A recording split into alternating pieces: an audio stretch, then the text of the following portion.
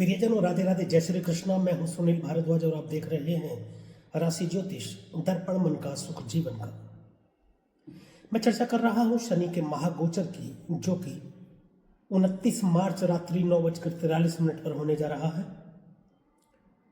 शनिदेव 30 वर्षों के बाद में देव गुरु बृहस्पति के स्वामित्व वाली राशि मीन में प्रवेश करेंगे, अपनी मूल त्रिकोण राशि कुंभ से निकलकर। जैसे ही शनि राशि परिवर्तन करेंगे, कुछ राशियों पर अच्छे प्रभाव डालेंगे तो कुछ राशियों पर बुरे प्रभाव डालेंगे। कुछ राशियों की होगी बल्ले बल्ले तो कुछ राशियों को करना पड़ेगा कुछ परेशानियों का सामना। इसी विषय पर विस्तार से चर्चा करते हुए मैं 12 की 12 राशियों के विषय में बता रहा हूं। मैं अब तक मेष राशि से लेकर और मिथुन राशि के जातकों के विषय में बता चुका हूं शनि के गोचर का प्रभाव।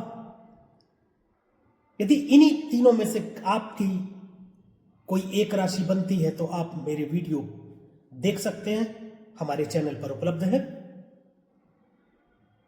इसी क्रम में आज हम जिस राशि के विषय में चर्चा करेंगे शनि के गोचर के प्रभाव की, वह है राशि चक्र की चौथी राशि कर्क राशि।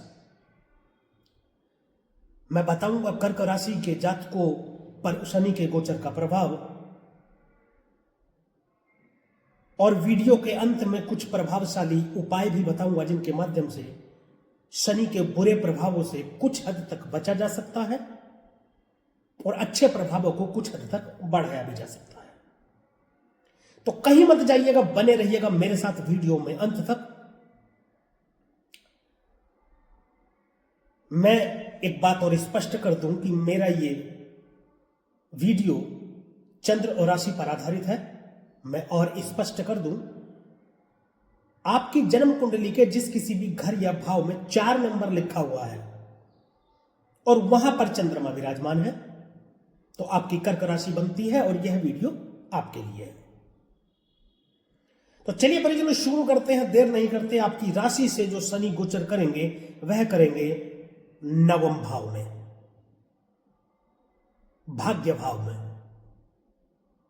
पिता का स्थान भी है। पिता से संबंधों में कुछ मतभेद हो सकते हैं, वैचारिक मतभेद, कुछ अनबन हो सकती है, लंबी दूरी की यात्राएं होंगी, धार्मिक यात्राएं बढ़ जाएंगी, धर्म में थोड़ी आस्था कम होगी, धार्मिक रुचि थोड़ी कम हो सकती है। परंतु यदि आपने धार्मिक रुचि अपनी बनाए रखी, धार्मिक यात्राएं करते रहे, धार्मिक स्थानों पर जाकर के माथा टेकते रहे, तो शनि के बुरे प्रभावों से तो बचोगे ही, साथ ही अच्छे फलों की प्राप्ति भी होगी। पिता से मधुर संबंध यदि बना करके रखेंगे तो यह आपके भाग्य में वृद्धि के कारण भी बन सकते हैं। यात्रा करते वक्त लेकिन आपको सावधान रहने की जरूरत है, ध्यान रखें। वाहन चलाते वक्त आपको सावधानी रखने की आवश्यकता है, यात्रा के दौरान भी सावधानी रखने की आवश्यकता है। लंबी दूरी की यात्रा करते वक्त थोड़ा सावधानी रखें। हमने बात की कि शनिदेव आपके भाग्य स्थान में बैठकर क्या प्रभाव डालेंगे। बात करते हैं इनकी दृष्टियों की। शनिदेव की पहली तीसरी दृष्टि आपके लाभ भाव में जाएगी। 11वें स्थान में तृतीय दृष्टि जा रही है, लाभ का भाव है। वह लाभ जो आप खुद अपने एफर्ट से, अपनी मेहनत से कमाते हैं। इच्छा पूर्ति का भाव भी कहा जाता है, यहां से आपकी इच्छा पूर्ति होती है। बड़े बुजुर्गों को भी यहां से हम देखते हैं। अपनी मेहनत से कितना धन अर्जित आप करते हैं या कितनी आप कमाई करते हैं, वह भी हम 11वें स्थान से देखते हैं। बड़े बुजुर्गों के स्वास्थ्य को लेकर थोड़ी परेशानी हो सकती है। आपके घर में दादा दादी या नाना नानी या और जो भी बड़े बुजुर्ग हैं, उनके स्वास्थ्य को लेकर कुछ परेशानी हो सकती है। घुटनों इत्यादि में दर्द की समस्या बन सकती है, जोड़ों में दर्द की समस्या बन सकती है। लाभ प्राप्ति के योग बनाते दिख रहे हैं। सामाजिक मान प्रतिष्ठा में थोड़ी कुछ कमी आ सकती है, लेकिन आप अपने व्यवहार को लेकर सावधान रहें, यह आपके व्यवहार के कारण ही होगा।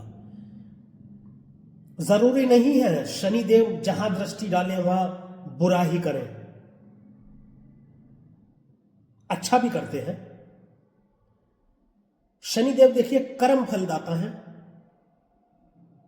न्याय करता है, तो ये बहुत कुछ इनका प्रभाव आपके कर्मों पर भी निर्भर करता है।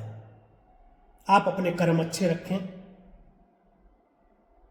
आचरण सही रखें, तो बुरे प्रभावों से तो बचा जा सकता है, साथ ही अच्छे प्रभावों को बढ़ाया भी जा सकता है। शनिदेव बहुत प्रसन्न होते हैं यदि आप अपना आचरण ठीक रखें और समयनिष्ठ रहें, झूठ बोलने से बचें, शराब मांस मदिरा का सेवन ना करें, तो शनि अति प्रसन्न होते हैं।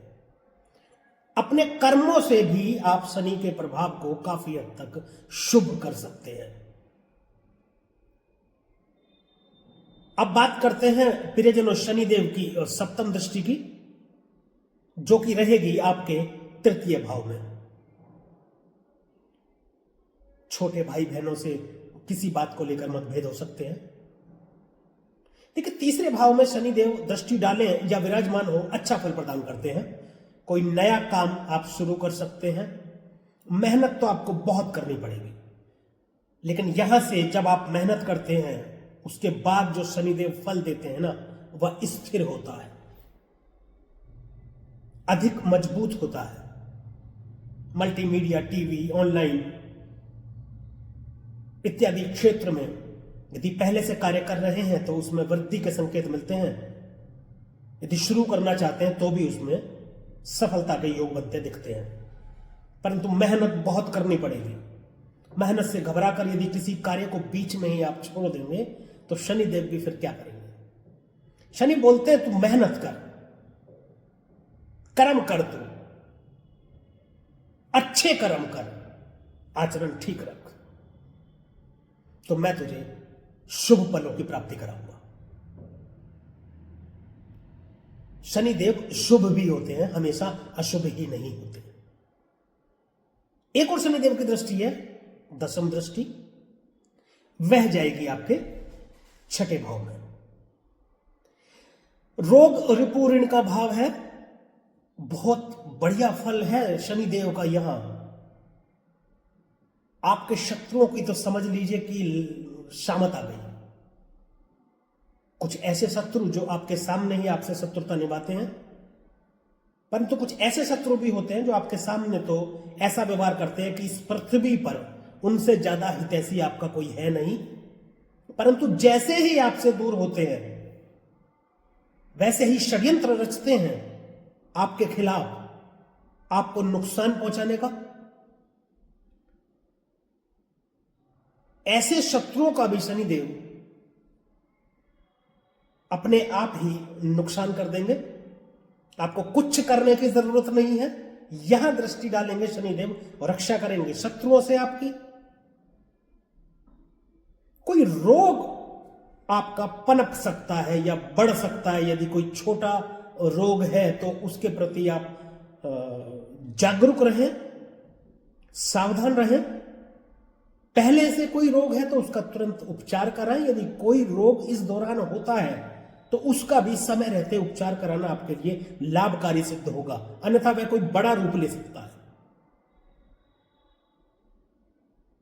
कर्जा यदि आपने कोई ले रखा है तो उसके उतरने के अब अवसर बढ़ जाएंगे, क्योंकि आपके कार्यों में सफलता मिलेगी तीसरे घर के द्वारा और 11वें घर के द्वारा। क्योंकि तीसरे घर में दृष्टि डाल करके आपके कर्मों में सफलता दे रहे हैं, आपके कार्यों में सफलता दे रहे हैं, और 11वें घर में दृष्टि डाल करके आपको लाभ प्राप्ति के योग बना रहे हैं। यदि नौकरी का कोई प्रयास आप कर रहे हैं तो छठे भाव में दृष्टि डालकर आपको सफलता के संकेत मिल रहे हैं। यदि कोई एग्जाम आप दे चुके हैं तो बहुत अधिक संभावना है कि उसका जो परिणाम है वह आपके पक्ष में आए।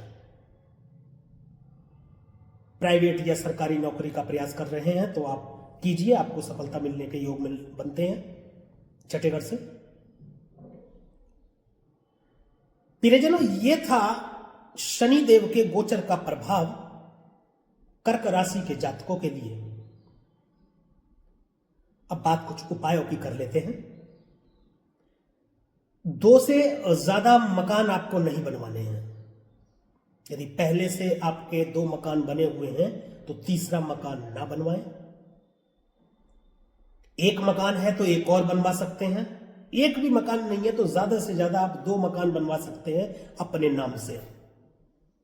इससे ज्यादा मकान आपके अपने नाम से बनवाना आपके लिए हानिकारक रहेगा।